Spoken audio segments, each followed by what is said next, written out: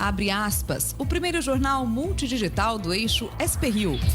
Abre aspas. Apoio Sicredi. Gente que coopera, cresce. Terça-feira, 14 de abril. Ao vivo pelos Facebooks da SP-Rio Mais e do Jornal Vale está no ar o Abre Aspas. Direto dos estúdios da SP-Rio Mais, no Jardim Aquários, em São José dos Campos, São Paulo. Você confere nesta edição. Plenário da Câmara aprova ajuda a estados e municípios.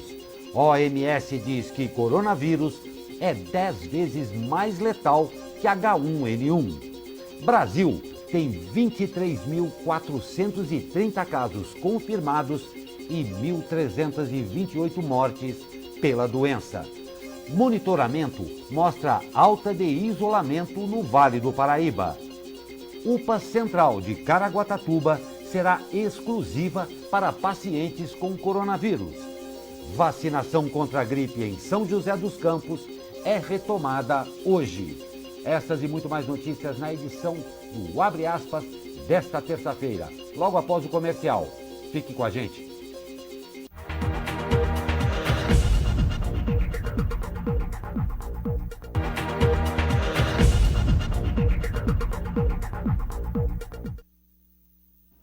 Olá, muito bom dia. Estamos de volta ao vivo com o Abre Aspas desta terça-feira. Comigo, o jornalista Douglas Cruz. Muito bom dia, Douglas. Muito bom dia, Glauco. Muito bom dia você que acompanha aí de casa. Lembrando que estamos ao vivo na nossa transmissão aqui do Abre Aspas, né? Então, se você tem algum comentário, alguma sugestão, alguma crítica, estamos ao vivo e vamos ler aqui a sua participação. Não tem dúvida aí, Douglas. Hoje nós temos também aqui uma entrevista muito importante para todos vocês, seja pessoa física, seja pessoa jurídica.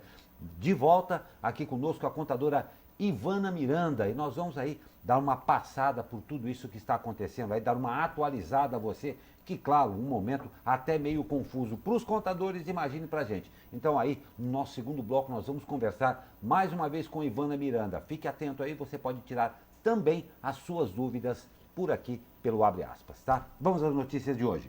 O plenário da Câmara dos Deputados aprovou por 431 votos a 70 o projeto de lei complementar que prevê ajuda financeira da União a estados e municípios para o enfrentamento à pandemia. O texto segue para a apreciação do Senado. O projeto prevê compensar a queda de arrecadação do ICMS e do Imposto sobre Serviços, o ISS, de 2020 em relação ao ano passado. O projeto de ajuda aos estados pode gerar impacto nas contas públicas de pelo menos 105 até 222 bilhões de reais, segundo nota técnica divulgada pelo Ministério da Economia. E a Caixa Econômica Federal informou que começa em 27 de abril a liberação para o saque do auxílio emergencial de R$ 600. O calendário para o saque em dinheiro vai até 5 de maio, a depender da data de nascimento do beneficiário. O auxílio já começou a ser depositado e, segundo o governo, 2,5 milhões de famílias já tinham recebido a primeira das 3 parcelas até a tarde de ontem. Confira o calendário de saques. 27 de abril, pessoas que nasceram em janeiro e fevereiro. 28 de abril, nascidos em março e abril. 29 de abril, nascidos em maio e junho. 30 de abril, nascidos em julho e agosto. 4 de maio, nascidos em setembro e outubro. 5 de maio, nascidos em novembro e dezembro. E o Ministério da Saúde anunciou que já foram transferidos 12 bilhões de reais a estados e municípios para o combate ao coronavírus. Segundo o secretário executivo da Saúde, João Gabardo, este valor é para a compra de insumos, contratação de profissionais e preparar as redes hospitalares para receber os pacientes. Pois é, e como eu falei aqui no começo, aí nós estamos vivendo um momento também difícil na economia e vamos saber na coluna Mais Economia o que nos traz Adriana Ritt com o seu posicionamento. Muito bom dia, Adriana. Bom dia, Glauco. Bom dia a todos da SP Rio Mais. Vamos de boletim mais economia. Depois de uma segunda-feira extremamente instável para os mercados, à espera de uma decisão da OPEP em relação aos preços do petróleo, hoje mercados amanhecem com dados do comércio chinês, que vieram muito melhores que os esperados em março, quando o país asiático estava nos últimos estágios da pandemia do coronavírus. As exportações chinesas caíram 6,6% em março e as importações caíram 0,9% apenas.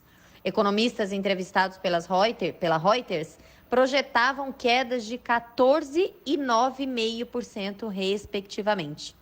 Os dados menos negativos que os previstos deram impulso às bolsas da Ásia nesta terça-feira, que fecharam todas em forte alta. Porém, os indicadores mais importantes sobre a China serão divulgados na sexta-feira, quando o governo publicará o PIB de março. Não podemos esquecer que, embora a China pareça ter superado o pior da epidemia em março, a situação é muito negativa no resto do mundo. E nisso é inevitável que a queda na demanda pelos produtos chineses atinja as exportações do país asiático. E olha que os números do novo coronavírus não são nada modestos. 1.920.000 pessoas foram infectadas ao redor do mundo, das quais 582.000 nos Estados Unidos. O número de mortos pela doença passa de 119.000 no mundo todo. Hoje, na Europa, os investidores aguardam a inauguração da temporada de balanços do primeiro trimestre de 2020. E aqui no Brasil, cientistas da USP e da UNB, Universidade de Brasília, que participam do portal Covid-19, estimam que o país já tenha 313.000 pessoas infectadas pelo novo coronavírus. Porém, somos um dos países que menos testa no mundo pela falta crônica de kits para tal. Segundo o Ministério da Saúde, até a noite de ontem, eram 23.430 casos confirmados e 1.328 mortes no país. No entanto, nossa Bolsa de Valores segue o otimismo externo e já acumula alta de 13% em uma semana. E hoje, o índice EWZ, que mede o Ibovespa lá nos Estados Unidos, abriu em alta de mais de 2%. Oba! Podemos ver mais um dia de otimismo nos mercados brasileiros. Tá vendo só como eu não sou somente notícia ruim? Fico por aqui hoje, desejo uma excelente terça-feira e até o próximo Boletim Mais Economia. Tchau, tchau!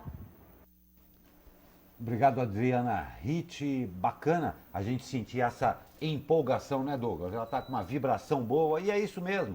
Tá difícil, mas a gente vai passar. Não tem problema, não. E Glauco, vibrações boas aqui do pessoal na live também. Que bom. Valdério Teixeira, Eugênia Minicucci, deixa eu pegar mais um nome aqui que tá mandando bom dia pra gente, pessoal na live, assim como a Li Costa mandando bom dia e tem uma pergunta aqui da Zuleika. Agora o coronavírus é mais letal do que a H1N1? Porque ela viu na escalada com certeza. Então daqui a pouco o Glauco vai estar lendo a notícia pra gente comentar aqui. Mas muito obrigado pelas participações. Não tem a menor dúvida, um prazer tê-los conosco, muito bom mesmo. E olha que legal, o KC-390 Millennium da Força Aérea Brasileira, fabricado pela Embraer, transportou 6,9 toneladas de equipamentos hospitalares e uma ambulância do Rio de Janeiro a Manaus. Também uma aeronave C-105 Amazonas decolou da base aérea de São Paulo, em Guarulhos, para Fortaleza, com 30 respiradores hospitalares, aproximadamente aí uma tonelada de carga. Muito bacana a gente ver o KC-390 desenvolvido e fabricado aqui em São José dos Campos, já cumprindo a sua missão prioritária, que é o transporte de cargas, e aí enfrentando a pandemia também, né? Muito legal a gente tem que frisar também que o KC-390, apesar de ser um avião de carga, ele tem aí em suas características poder pousar em pistas pequenas. Então, muito interessante, a gente está vendo aí, entrando uma ambulância inteira no avião, muito legal, né? Muito legal mesmo. E parabéns à Força Aérea Brasileira também. E o número de mortes decorrentes do novo coronavírus subiu para 1.328, segundo o último balanço divulgado pelo Ministério da Saúde. Os casos confirmados no país estão em 23.430. São Paulo concentra o maior número de casos, 8.895, e de mortes, 608, com mais da metade do total contabilizado na atualização. Em seguida, os estados com maiores números de mortes são Rio de Janeiro, 188, Pernambuco, 102, Ceará, 91 e Amazonas, 71. A taxa de letalidade do país ficou em 5,7%. Autoridades da Organização Mundial da Saúde disseram que o novo coronavírus é 10 vezes mais letal que a H1N1. Enquanto a nova pandemia de coronavírus deixou mais de 115 mil mortes em todo o mundo desde que surgiu na China em dezembro, segundo o balanço estabelecido pela AFP com fontes oficiais, a gripe H1N1 deixou 18.500 mortos. Segundo a OMS, claro, a pandemia causada pelo vírus H1N1 levou a campanhas maciças de vacinação. A OMS pede, por enquanto, suspensão lenta do confinamento. Então está respondido aí, né? Exatamente, Glauco. É interessante a gente frisar que a OMS frisou o seguinte, né? A gente frisar que eles falaram, né? Enquanto, por exemplo, a H1N1, lá, a gripe suína, que ficou famosa, né? Contaminava cerca de uma pessoa, transmitia para uma pessoa e meia, 1,5, o coronavírus, em média, uma pessoa contamina 3 pessoas. Então, a sua disseminação é muito mais rápida, o que eleva esse número de mortes aí, sobrecarrega o sistema de saúde. E tem casos como, por exemplo, a gente viu no Equador. No Equador, na noite de ontem, no dia de ontem, né, o governo retirou cerca de 700 pessoas mortas dentro de casa. Não se sabe se é pelo coronavírus ou de outras doenças. Por quê? Porque o sistema de saúde está sobrecarregado. Então, idosos, pessoas que não têm locomoção fácil, não conseguem nem ir ao hospital e acabam morrendo em casa. Então, o coronavírus, apesar de ter uma letalidade baixa, no Brasil, o Glauco acabou de falar aí, cerca de 3%, em alguns países varia, como por exemplo na Itália está em 6,6%, mas o coronavírus ele tem uma taxa de transmissão muito alta e isso sobrecarrega o sistema de saúde. Quanto que é, Glauco, a taxa de letalidade no Brasil? 5,7%. 5,7% é uma taxa que é até considerável baixa, mas assim, como a gente falou, ele é muito transmissível. E muito significativo. Exatamente, é muito transmissível, o que sobrecarrega o sistema de saúde, ocasionando todos os problemas que a gente já conhece, né? Não tem dúvida. O que nos traz ao início da conversa. Vamos fazer a coisa correta, vamos manter o isolamento, melhorar cada vez mais a higiene e esperar a coisa passar. Não vai passar porque a gente quer. Exatamente. Vai passar porque tem o tempo. Igual, então vamos manter o isolamento. Existe um questionamento muito grande da população, mas eu passei no hospital, o hospital está vazio. Mas isso é meio que óbvio, né? Num caso de uma pandemia, outras doenças como, por exemplo, uma doença rotineira, uma dor de barriga, uma outra virose, geralmente é tratada no pronto-socorro. Porém, a recomendação é que você não vá até o pronto-socorro neste momento de pandemia, porque lá é um possível local aí de transmissão. Então, o pronto-socorro do hospital, muito provavelmente, vai estar vazio. O problema são as UTIs, né? Quantos leitos, respiradores estarão disponíveis? Não tem a menor dúvida. E olha só, no estado de São Paulo, 1.524 pessoas já tiveram alta médica após contraírem coronavírus. O dado foi divulgado pelo secretário estadual da Saúde, José Henrique Germann, ontem em coletiva de imprensa ao lado do governador João Dória. Segundo Germann, o estado tem hoje 836 pacientes internados com coronavírus em UTI e 901 em enfermaria. Pois é, Glauco, temos mais uma participação aqui, a Sônia Ritt mandando bom dia. E você, já que você falou aí, número interessante, né? Muitas pessoas recuperadas em São José dos Campos. O último balanço ontem, né, da prefeitura mostra 34 pacientes recuperados. É uma doença grave, uma doença séria, mas a gente sempre mostra o lado positivo, né? Tem muita gente se recuperando, muita gente saindo dessa e é assim que a gente quer que seja, né? Que todo mundo se recupere. Não tem dúvida, é isso mesmo. E a Latam anunciou a suspensão de voos internacionais até o dia 30 de abril. A decisão levou em consideração a restrição sanitária imposta por diferentes países, além da queda, claro, contínua na demanda diante da pandemia. A companhia já havia anunciado no fim de março o corte de 90% de suas operações internacionais, mantendo apenas rotas para Nova York, Santiago e Miami. No entanto, a baixa procura fez a Latam ampliar esta suspensão para todas as rotas. Os voos domésticos estão mantidos na medida em que houver demanda, assim como os voos das subsidiárias de carga. Pois é, nós vamos para um rápido intervalo e lembrando para você aí, no segundo bloco, após algumas notícias, nós temos aí a entrevista na qual você pode participar, mandando sua sugestão, esclarecendo suas dúvidas com a contadora Ivana Miranda. Então fica aqui o convite, rápido intervalo, já voltamos, fique com a gente.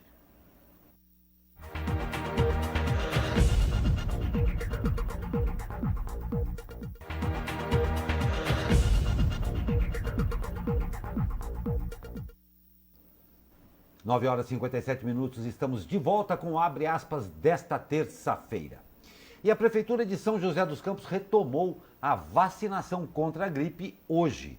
Serão mais 13.800 doses disponibilizadas para idosos, profissionais da área de saúde e integrantes das forças de segurança, policiais e bombeiros. Desta vez, a vacinação será exclusivamente, preste atenção aí, hein, nas 40 unidades básicas de saúde, que estão abertas desde as 8 da manhã. Devido ao número menor de doses, não haverá atendimento nas casas do idoso nem nos postos drive-thru. Segundo a Prefeitura, até o momento, já foram imunizadas 90 mil pessoas na cidade. Os lotes são repassados ao município pelo governo do estado, que os recebe do governo federal. A campanha nacional de vacinação contra a influenza vai até 22 de maio e nas próximas etapas serão incluídos professores, portadores de doenças crônicas não transmissíveis, crianças com idades de 6 meses a 5 anos ou 11 meses e 29 dias, gestantes, puérperas, indivíduos dos povos indígenas, funcionários do sistema prisional, adultos de 55 a 59 anos, pessoas privadas de liberdade, adolescentes e jovens sob medida socioeducacional. Pois é, Glauco, é interessante a gente frisar que a Prefeitura inicialmente tinha como meta vacinar 67 mil idosos. A gente viu que a pandemia também causou aí um grande aumento na meta de vacinação da gripe, né? Porque a gente lembra que a vacina da gripe não previne o coronavírus. Porém, os sintomas são parecidos, então ajuda a descongestionar aí o sistema público. A gente já falou aí que já foram vacinados 90 mil idosos e tem mais 13 mil vacinas disponíveis. Então a gente viu que dobraram a meta. Dobraram não, né? Aumentaram muito a meta. Né? Aumentaram mesmo, então foi muito bem lembrado. Não se trata de uma vacina contra o coronavírus.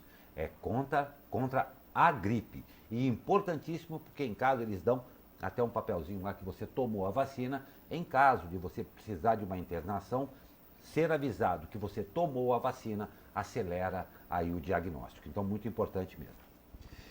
E monitoramento mostra alta no isolamento no Vale do Paraíba. O município de Jacareí conseguiu aumentar a taxa de isolamento social para 62% neste domingo, segundo dados do governo estadual, e obteve a 17ª colocação em ranking, com 51 cidades paulistas. A taxa de isolamento é medida pelo CIMI, que é o Sistema de Monitoramento Inteligente, que analisa os dados de telefonia móvel para indicar tendências de deslocamento e apontar a eficácia das medidas de isolamento social. De acordo com o governo estadual, a adesão ideal para controlar a disseminação da Covid-19 é de 70%. Se o índice não for atingido, o governo estima que o número de leitos disponíveis no sistema de saúde não seja suficiente para atender a população. São José dos Campos também obteve seu melhor índice no domingo, 61%. São José começou aí a apuração da taxa de isolamento com 51%. Taubaté fechou o domingo com 59%, também a melhor marca da cidade, que começou com 51%. No estado, o índice foi de 59% no domingo. um pouco abaixo do necessário, mas parece que as pessoas estão mais conscientes, né, Exatamente. Pelo menos é o que indica o sistema e o CIM, né, de monitoramento. E, Glauco, sobre os casos de coronavírus aqui no Vale, né, uma atualização até a tarde de ontem, né, porque os números se atualizam a todo momento. Ao todo, são 156 casos já confirmados na RM Vale, que é a nossa região metropolitana do Litoral Norte e do Vale do Paraíba. Quase 2/3 deles são em São José dos Campos. Como a gente já falou, né, São José dos Campos possui 100 casos confirmados aí do coronavírus. Taubaté está com 13, Caraguatatuba 9 e tem mais 29 municípios aí que têm casos suspeitos. Então, temos mais de 1.000 casos suspeitos na região. Uma atualização, como a gente já falou também, tem atualização positiva, 34 casos recuperados em São José dos Campos. Então são os números aí de um balanço rápido sobre o coronavírus aqui na nossa região.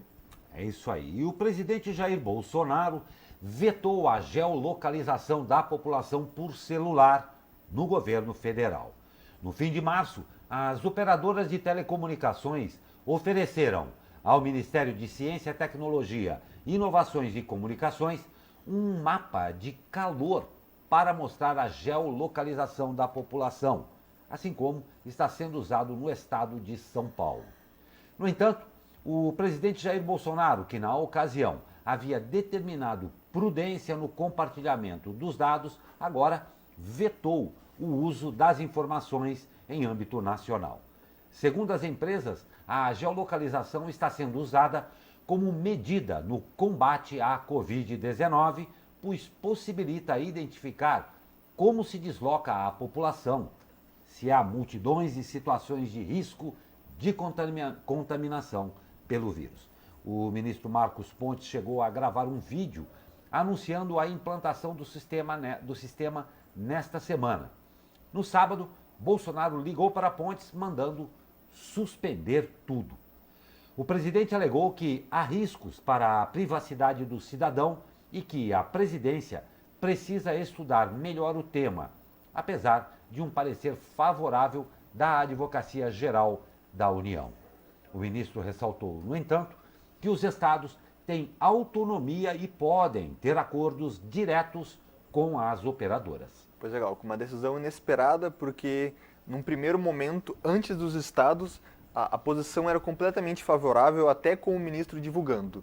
Depois que os estados adotaram, a posição mudou completamente, o que parece aí uma retaliação política, né? Mas enfim, o serviço é fornecido de graça pelas teleoperadoras, colocados aí numa nuvem e disponibilizados com um dia de atraso, ou seja, o que aconteceu hoje vai ser disponibilizado amanhã.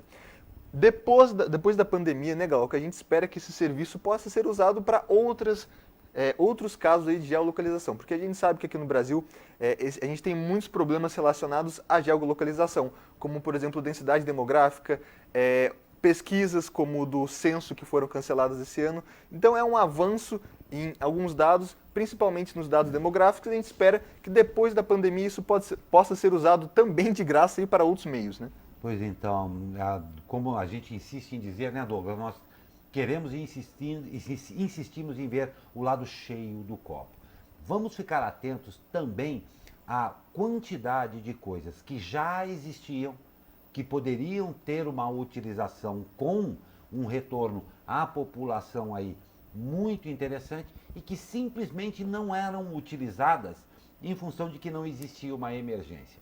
Existem ainda esses e diversas outras coisas que poderiam ser devidamente usadas em prol da população que paga caríssimo por todos os seus serviços e não é usada simplesmente porque vão procurar alguma coisa para ganhar mais algum dinheiro ou pior ainda, vai se usar uma utilização política para a coisa. Então vamos esperar que mais coisas apareçam aí, né? Exatamente, o lado positivo, a gente espera que após a pandemia aí, esses serviços que estão sendo desenvolvidos durante a pandemia possam ser usados para outros casos. Aqui em São Paulo, esse CIMI parece impressionante, medir qual a porcentagem de pessoas que está saindo de casa, impressionante isso aí. Nunca imaginei que isso poderia ser feito nos dias atuais sem um satélite, só pelo celular, impressionante. E utilizações tem diversas, aos montes aí. Exatamente. Né? Sem dúvida. Bom, esperamos, né? Aguardemos. Aguardemos, exatamente. E olha só, isso não é muito legal. A Status Usinagem Indústria, que fornece peças para a Embraer, Gerdau e Johnson em São José dos Campos, comunicou aos funcionários que encerrou as atividades na manhã de ontem. A informação é do Sindicato dos Metalúrgicos. A justificativa do encerramento e das 75 demissões é a crise gerada pelo novo coronavírus. Segundo o sindicato, a empresa não informou quando fará o pagamento das verbas rescisórias. O sindicato disse que foi pego de surpresa com a decisão e não foi procurado para negociar a medida. A direção sindical informou que vai solicitar o cancelamento das demissões. A Status Usinagem está instalada no bairro Chácaras Reunidas e atuava desde 1996. A empresa não retornou os contatos até a última atualização da reportagem. Pois é, Glauco, temos aí uma nota triste, né? Mais uma empresa fechando aqui na região. Não é novidade para ninguém que a pandemia é sim um motivo que está afetando muito a economia. A gente tem como nota triste isso aí. A gente procurou a empresa que ainda não se atualizou, não entrou em contato com a gente. A gente espera aí que o sindicato ou os próprios funcionários consigam aí algum acordo para que pelo menos essa verba aí rescisória seja indenizada da maneira correta. Glauco, temos alguns comentários aqui enquanto a gente está tentando contato com a nossa entrevistada hoje. O Luiz Rosa mandando aqui, ótimo dia para o Glauco, bom dia também, Luiz Rosa, assim como a Eulália Ferreira e o Joseph Santos que mandam aqui bom dia na nossa live aqui do Jornal Abre Aspas. Muito obrigado por participarem do jornal conosco. Não tem dúvida, um ótimo dia a todos vocês. Nós estamos estabelecendo um contato aí com Ivana Miranda, a contadora que já deu um show aqui a semana passada, e todos nós vamos precisar muito aí dessa orientação para entender o que nós estamos passando nesse momento, porque a gente lê bastante, mas fica complicado, né, Douglas? Exatamente. Pedro, estamos lá? Estamos conseguindo falar com a Ivana aí? Olá, Ivana, você já consegue me ouvir aqui? Consigo ouvir perfeitamente. Muito bom dia a você, um prazer tê-la de volta aqui no Abre Aspas, ao vivo na edição desta terça-feira. E hoje, Ivana, já vou falar para você que nós vamos te explorar um pouco, porque dúvidas não faltam e a gente precisa tentar começar a entender. Eu creio que você deva estar trabalhando muito também. Ivana, uma semana difícil, a gente vem vindo aí de um tempo acelerado também. Queria que, a princípio, para você começar a dar uma atualizada para a gente nos pontos principais. A parte trabalhista, a parte das empresas, o recebimento dessa emergência aí. Como é que nós estamos no meio desta pandemia? Vamos lá. Bom dia a todos, né? Primeiro a gente poderia colocar o seguinte: eu acompanhei essa semana a página da Receita Federal, que estava assim, com muitas informações, muitas mensagens do pessoal colocando que não estava conseguindo fazer o cadastramento para recebimento lá do auxílio emergencial por conta do CPF. Neste final de semana, a Receita Federal ela trabalhou. Ela na verdade, teve um mutirão, né? Isso foi até bem bacana, e eles conseguiram regularizar aproximadamente 90 mil CPFs que estavam com problema. Quais os tipos de problema que estava acontecendo? Vocês estão conseguindo me ouvir bem? Estamos sim, estamos sim. Perfeito. Ah, tá, ok. Quais os tipos de problema que estava acontecendo? Poderia ser o CPF suspenso. E nessa situação, a Receita deu diversas alternativas para que o contribuinte conseguisse regularizar a situação dele sem precisar se dirigir à Receita Federal. Isso seria, assim, o último recurso que deveria ser utilizado. Ele pode fazer isso através do site, ele pode fazer isso através de e-mail. Se você abre a página da Receita Federal, na verdade, esse é o primeiro assunto que está na capa do site. Então, ela está dando diversas alternativas para que a pessoa não tenha que ir na Receita. E tem uma outra situação também, que é quando o CPF ele está pendente de regularização. A pendência de regularização é diferente da suspensão. Por quê? Porque a pendência de regularização pressupõe que ele deixou de entregar alguma declaração de imposto de renda. E aí, nessa situação específica, ele precisa entregar o imposto de renda e só depois ele vai ter o CPF liberado. Mas o que foi bacana nesse processo todo foi que foi feito assim, voluntariamente, um grupo de servidores da Receita trabalharam nesse feriado para conseguir regularizar. Outra coisa que é importante colocar é o seguinte: tinha muita gente com pendência por conta da parte eleitoral.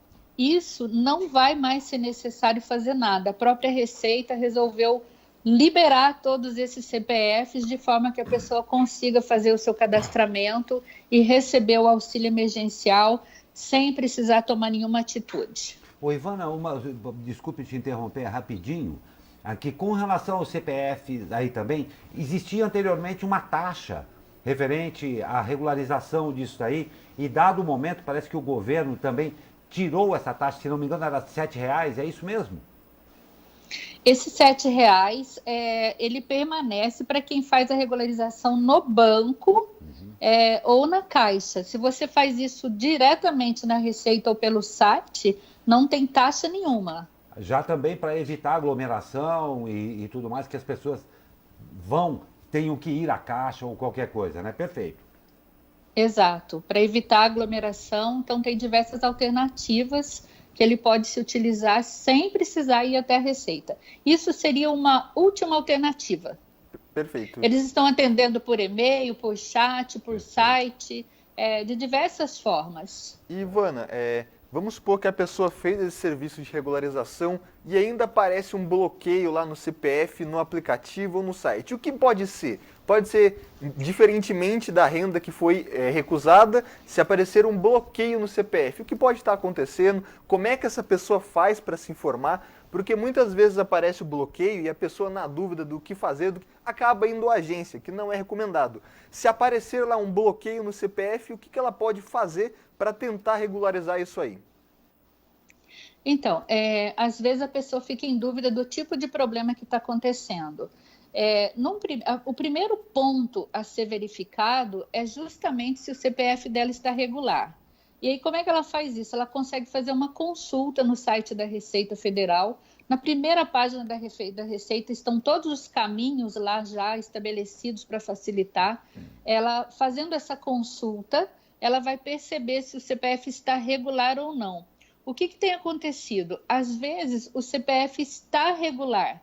Ele consulta lá e fala, o CPF está regular. E aí ele tenta fazer o cadastramento e ainda assim não consegue. Quais são as situações comuns que a gente viu nesse sentido?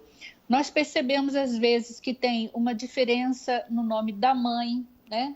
Às vezes a mãe está cadastrada no sistema da Receita Federal de forma diferente com que a pessoa preenche o formulário. Nós percebemos também o seguinte: tem muita gente querendo se cadastrar, mas pessoas que já estão cadastradas no CAD único. Nessas situações, o aplicativo lá, o site da Caixa, ele não recebe novamente a sua inscrição, porque já está cadastrado.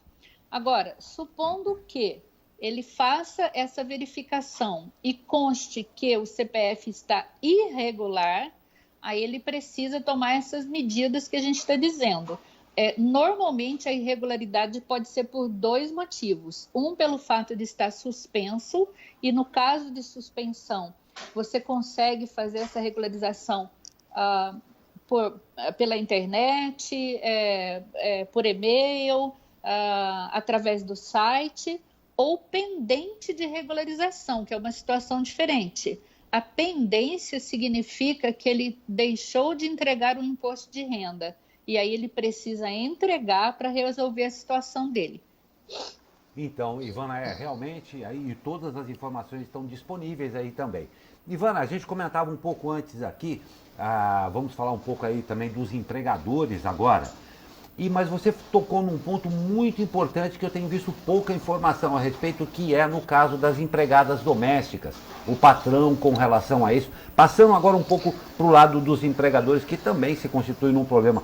Eu queria que você desse essa luz para a gente dentro desse ponto e dentro de outros aí também, com relação ao empregador. Certo.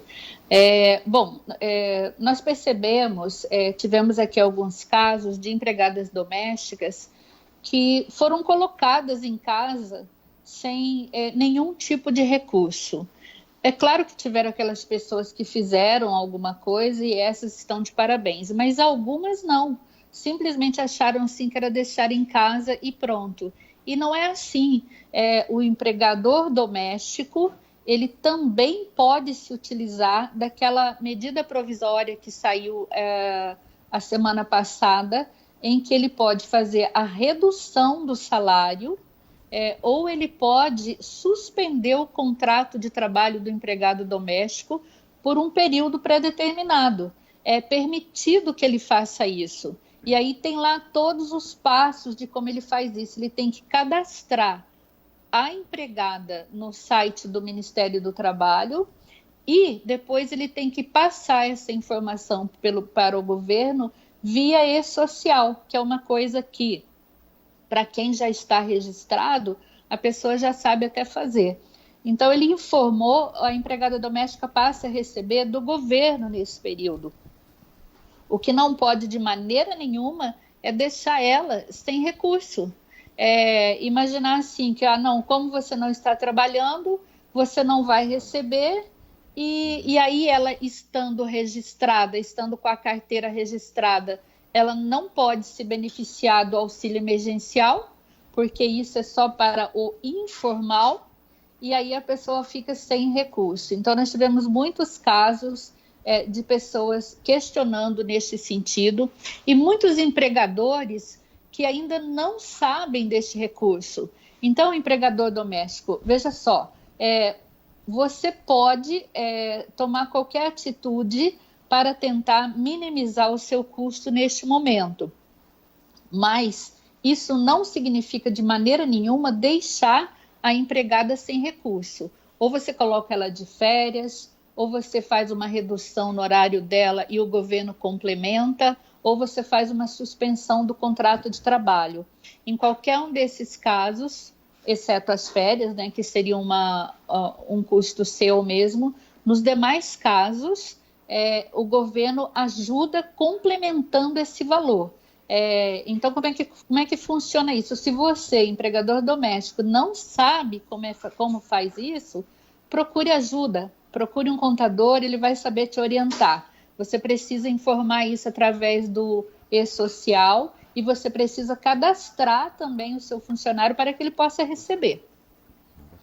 Perfeito, então, Ivana. Ivana, para a gente ir ao fim da nossa entrevista aqui, já é um assunto que a gente já está aí no nosso GC, como você pode ver, e a gente leu agora aqui anteriormente, uma empresa aqui em São José dos Campos acabou fechando as portas, demitiu 75 funcionários, e é algo que poderia não ser o caso dessa empresa, obviamente, mas cada empresa tem a sua maneira com o seu contador de passar por essa crise. Quais as orientações que você dá aí para o pequeno empresário, para o grande empresário, para as empresas em geral, está passando por essa crise? O que é importante? O fluxo de caixa, procurar a dedução de impostos? Como é que deve ser feito essa preparação do lado das empresas aí para passar por essa crise? Certo. Então, nós estamos num cenário ainda desconhecido, né? É um cenário assim que dificulta um pouco o planejamento, que deixa a pessoa um pouco ainda ansiosa, sem saber como que vai acontecer. Mas o que se precisa colocar todos os dias e que não pode faltar como lição de casa para o empresário é cuidar do fluxo financeiro. A gente volta a lembrar aqui o seguinte, que um prejuízo contábil, ele nem sempre derruba uma empresa, mas a falta de dinheiro no caixa derruba. E, infelizmente, segundo pesquisas, nós tivemos aí algumas pesquisas feitas pelo Sebrae, pela JP Morgan, dizendo assim que as empresas provavelmente tinham valor no caixa para aguentar aí em torno de 23 a 27 dias. Então, assim, é necessário que ele faça rapidamente um restabelecimento disso e verifique quais são as opções que ele tem. Num primeiro momento, né, quando aconteceu tudo isso, acho que todo mundo ficou meio assustado, sem saber o que fazer, mas agora é o momento de tomar atitudes. E o que significa tomar essas atitudes? Primeiro ponto básico, corte custo. Corte todos os custos que você puder cortar, neste momento. O que significa isso, gente? O que significa cortar custo? Cortar custo não significa você deixar simplesmente de pagar alguma coisa. Significa você tomar atitude em relação a tudo aquilo que você tem de custo. Por exemplo, custos fixos, que são difíceis e que você precisa, na verdade, ter rotatividade do seu produto para poder conseguir bancar aquele custo fixo.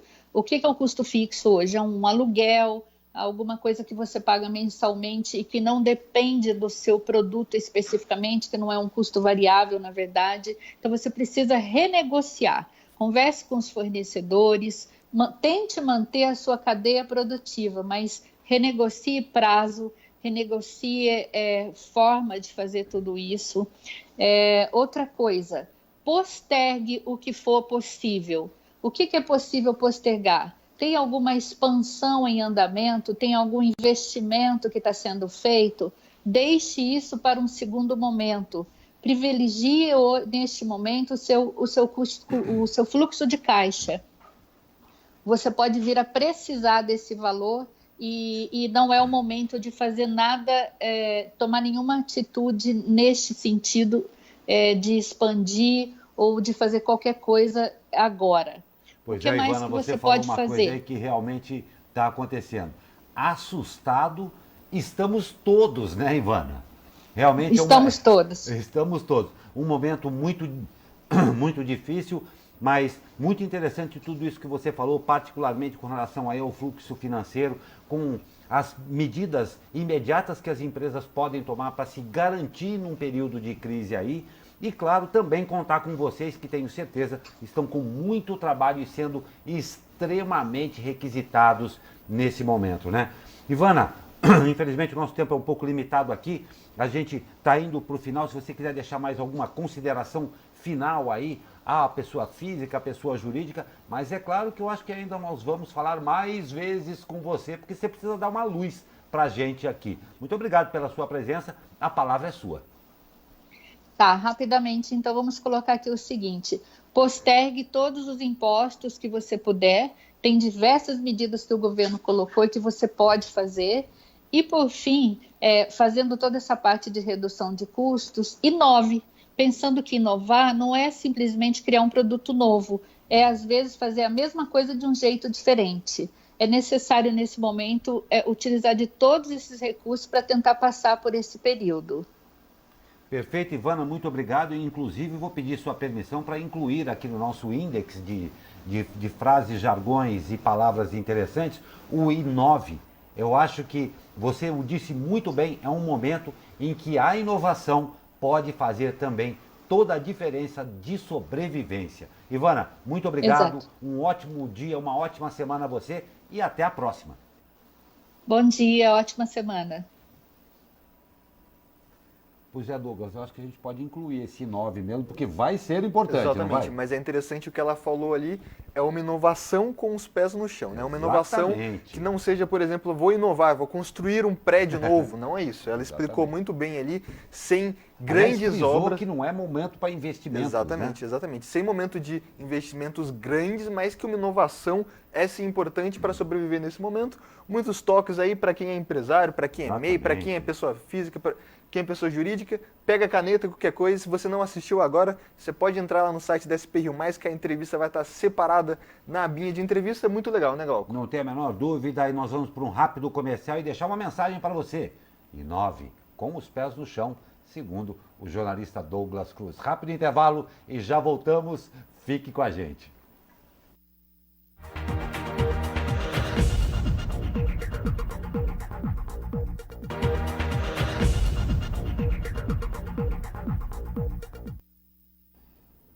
Dez horas 28 minutos, estamos de volta com Abre Aspas desta terça-feira. E vamos saber como é que fica o tempo. Parece que vem algumas mudanças por aí. Fala, meu amigo Caio Souza, muito bom dia. Fala, Glauco Turzi, muito bom dia. A passagem de uma frente fria vai mudar as condições do tempo aqui na nossa região nesta terça-feira.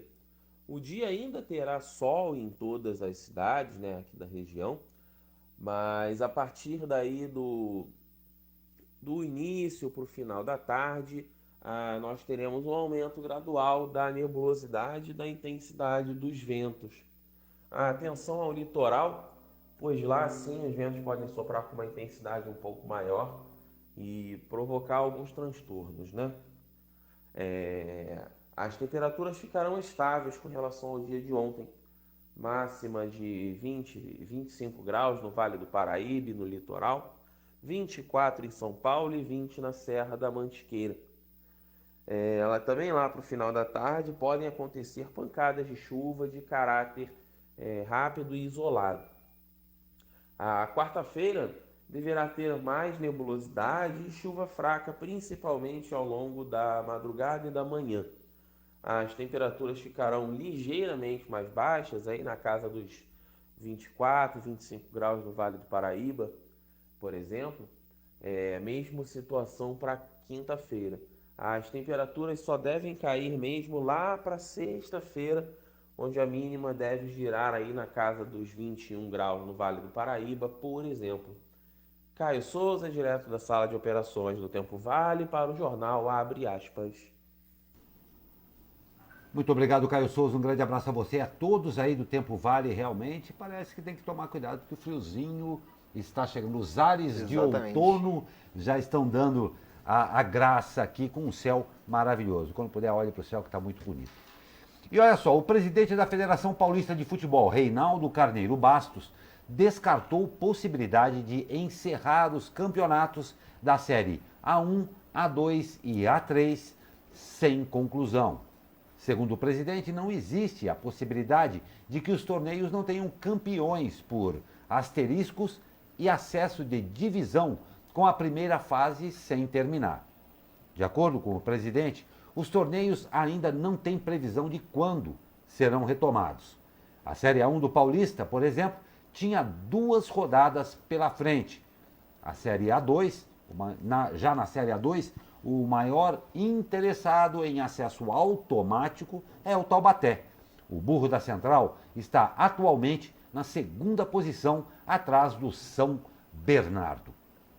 Para que tudo seja esclarecido da melhor forma, a Federação Paulista de Futebol irá realizar amanhã videoconferência com os representantes dos 16 clubes da primeira divisão paulista para discutir a continuidade da disputa. Pois é, Gal, aqui um fato interessante, né? Na Alemanha, um país que também está entre os primeiros aí no top do coronavírus, com mais casos e mortes, a Federação Alemã de Futebol obrigou os times a voltar a trabalhar. Muitos atletas estão reclamando, mas acatando a decisão. Enfim, a UEFA já disse que também deve postergar aí o calendário esportivo, assim como a CBF também já prevê, mas é um caso interessante, né?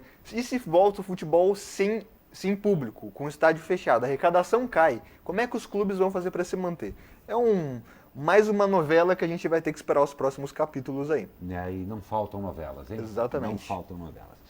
Com a escolha da UPA, Unidade de Pronto Atendimento Central de Caraguatatuba, para atendimento exclusivo de pacientes com suspeita de coronavírus, a partir de ontem, os atendimentos de urgência e emergência passaram a ser realizados no prédio do Centro de Especialidades Médicas e Odontológicas, que é lá o CEM e CEL, no Jardim Primavera. Segundo a Prefeitura de Caraguatatuba, para se adequar ao serviço de atendimento para toda a população, aí foi feito isso, evitando, claro, o contato com os possíveis pacientes contaminados pelo novo coronavírus. Dos 13 vereadores de Jacareí, 7 mudaram de legenda na janela partidária. O período, encerrado no início do mês, permitiu que parlamentares mudassem de sigla sem correr o risco de perder o mandato por infidelidade. Mudaram de partido os vereadores Abner de Madureira, do PL, para o PSDB, Arildo Batista, do PT, para o PTB, Fernando da Ótica Original, do PSC, para o Republicanos, Lucimar Ponciano, do PSDB, para o MDB, doutora Márcia, do PV, para o PL, Sônia Patas da Amizade, do PSB para o PL, e Valmir do Meia Lua, do DC para o DEM. Com as mudanças, as comissões permanentes da Câmara terão que ser reconstituídas para manter a proporcionalidade exigida pela lei. Isso deve ocorrer na sessão extraordinária convocada para esta próxima quarta-feira. Pois é, Glauco, uma coisa que pelo visto não está parando aí é o calendário eleitoral, né, com as mudanças partidárias como a gente está vendo, com as arrecadações partidárias do fundo eleitoral. Vamos ver como é que vai ficar isso nas próximas semanas, né? Vamos Aguardemos. ver. Exatamente, a gente repete a observação. Você está com tempo em casa, internet à sua disposição, pesquise, vá atrás do que aqueles candidatos nos quais você votou está fazendo. Ele apareceu ou simplesmente está sumido e isolado? Fique esperto, porque logo mais todos voltarão a 1000 para falar que, na verdade, eles é que sabiam das coisas. Então fique esperto com isso. O período de isolamento social por conta da pandemia fez com que o número total de passageiros utilizando o transporte coletivo em São José dos Campos caísse cerca de 72,5% entre os dias 9 de março e 11 de abril. Ainda assim, 80 mil pessoas seguem utilizando o serviço diariamente. Os dados foram divulgados ontem pelo consórcio, formado pelas empresas que são concessionárias do sistema e pela Prefeitura de São José dos Campos. De acordo com a Secretaria de Mobilidade de São José, o número de passageiros diários chegou a cair de 300 mil para 65 mil durante o período do isolamento social, mas voltou a subir após o relaxamento por parte da população e com a decisão da Justiça de liberar sem restrições o uso dos ônibus pelos idosos, chegando assim aos 80 mil passageiros diários. Em nota oficial, a Prefeitura disse que mantém a sua posição de recomendar às pessoas, principalmente as pertencentes ao grupo de risco, que permaneçam em suas casas, praticando aí o distanciamento social. Pois é, Galo, que é muito complicado a gente pedir que todos fiquem em casa, sendo que tem gente que não pode ficar em casa. Então, essa medida, essa matéria, que na verdade é uma comprovação que o trabalhador que tem pouca renda, a pessoa que precisa estar tendo que utilizar o transporte público ainda, que é um meio aí de aglomeração, é um meio de contágio muito fácil. Então, se você não tem como ficar em casa, você está tendo que ir trabalhar, está tendo que se locomover de ônibus, repito, não para passear, sim para trabalhar, porque para passear você pode deixar para um outro momento, mas se você está tendo que trabalhar, a gente sempre lembra aqui das boas indicações, né? Lave a mão ao sair ou chegar em casa, troque a roupa, separe a roupa quando você chegar na sua casa. Se tiver que espirrar, vier uma vontade de espirrar, mesmo que seja rinite, coloque a mão, cubra a mão. É o bom senso antes de tudo, né? Mesmo que você seja contra o isolamento social, mesmo que você ache que isso está sendo politizado, o bom senso para que ninguém se contamine no ônibus começa principalmente vindo de você. Pequenos atos de todos fazem a grande diferença. Faça a sua parte que a gente chega lá. Vamos falar de um outro assunto agora. Vamos falar para quem gosta de música, aí uma coisa bem bacana. Aí todo mundo deve conhecer o Paul McCartney. Será a atração principal do show mundial de benefícios para o coronavírus, o One World Together at Home, em 18 de abril. Ao lado do Beatle estarão Alanis Morissette, Billie Eilish, Lizzo, Casey Musgraves, John Legend, Billy Joel, Armstrong do Green Day, Eddie Vedder, Chris Martin e vários outros artistas. Organizado pela estrela do pop Lady Gaga, ao lado da Organização Mundial da Saúde e do Global Citizen Movement, o evento de várias horas exaltará aqueles que trabalham lá nas linhas de frente para combater o vírus. Também arrecadará o dinheiro necessário para o United Nations Foundations, o Covid-19 Response Fund, que é o Fundo de Respostas Covid-19 da Fundação das Nações Unidas. a transmissão, claro, virtual, mostrará unidade entre todas as pessoas afetadas pelo Covid-19, além de celebrar e apoiar os bravos profissionais de saúde da linha de frente lá ao redor do mundo, né? O especial será transmitido ao vivo no sábado, dia 18, na ABC, NBC e Viacom CBS. Mais informações a gente traz para você, porque todo mundo vai correr atrás. O momento vai ser bem bacana do Paul McCartney, né? Exatamente, várias atrações internacionais aí da música, do pop, do rock. Vamos ver como é que vai ser esse concerto, o que vão tocar, né? Porque está bem diversificado, bem legal. Não tem a menor dúvida, aí um ponto positivo aí, o Paul McCartney, ele é, como pessoa, extremamente engajado em causas sociais, né? Exatamente. E mais uma vez, ele aí usando toda a sua influência, traz aí um seletíssimo grupo de artistas que vai ajudar também a gente a enfrentar esse isolamento com um show bem bacana também.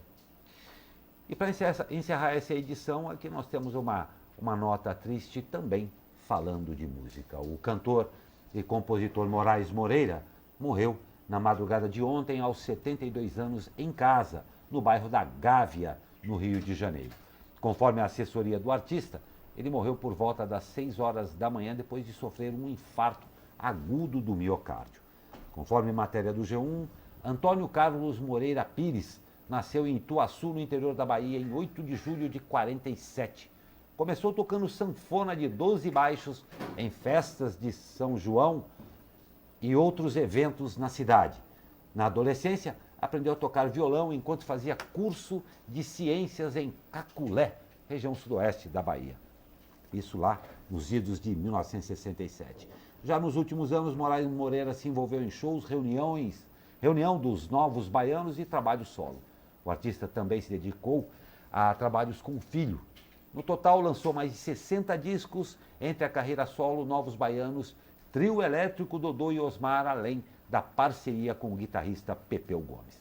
Em março deste ano, ele fez a última postagem no Instagram falando sobre a quarentena que o mundo vive por causa do Covid-19.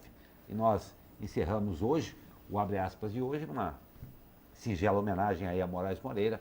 Você vai ver um vídeo dele. Douglas, muito obrigado pela participação e amanhã de volta e prontos para o combate. Exatamente. Muito obrigado, Glauco. Muito obrigado vocês aí de casa. Estamos de volta amanhã aqui no Abre Aspas. Não tem a menor dúvida. Muito obrigado pela sua audiência e fique com um pouco de Moraes Moreira.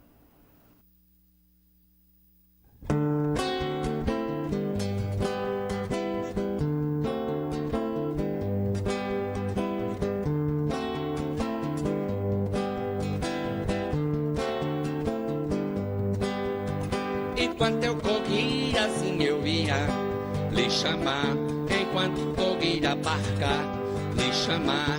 Enquanto corria a barca, por minha cabeça não passava não e não. Só, bem só, assim vou lhe chamar.